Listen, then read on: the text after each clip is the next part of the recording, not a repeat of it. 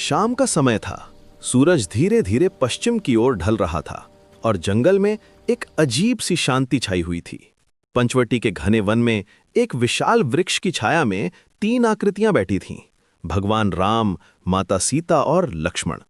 उनके चारों ओर प्रकृति का अनुपम सौंदर्य था, लेकिन आज कुछ अलग था। हवा में तनाव की एक हल्की सी गंध थी, जैसे तूफान से पहले होती है। सीता जी की आंखों में एक अजीब सी चमक थी। वो बार बार उस दिशा की ओर देख रही थीं जहां से कुछ देर पहले एक सुनहरा हिरण दिखाई दिया था। उनके चेहरे पर बचपन की वो जिद थी जो कभी कभी बड़ों में भी झलक जाती है।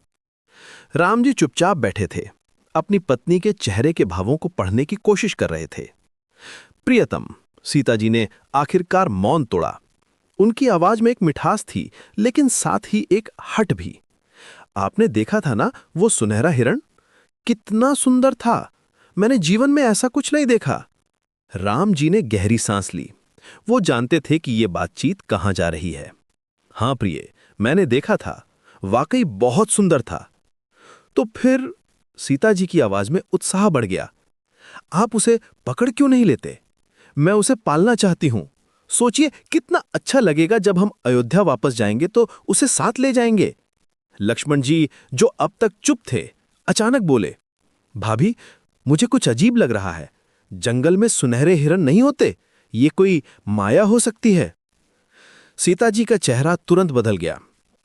लक्ष्मण, तुम हमेशा संदेह करते रहते हो। क्या हर खुशी में कोई ना कोई षड्यंत्र ढूंढना जरूरी है?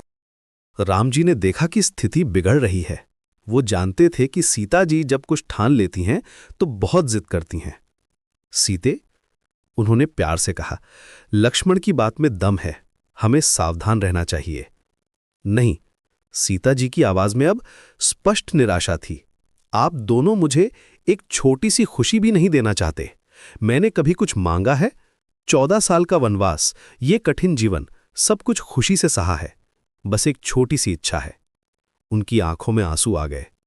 राम जी का दिल पिघल गया। वो अपनी पत्नी को इस तरह दुखी नहीं देख सकते थे। हुकुम, आप समझ सकते हैं कि प्रेम में कभी कभी हम गलत फैसले भी ले लेते हैं। ठीक है प्रिय, राम जी ने आखिरकार हार मान ली। मैं उस हिरण को पकड़ने की कोशिश करूंगा, लेकिन अगर वो वाकई कोई माया है तो आप उसे मार देना।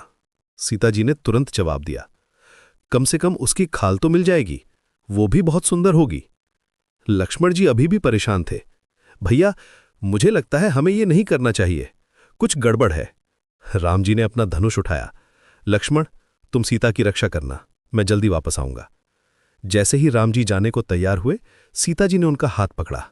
प्रियतन, सावधान रहिएगा, मुझे अचानक डर लग रहा है।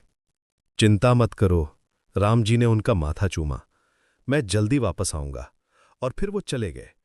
जंगल में उनके कदमों की आवाज धीरे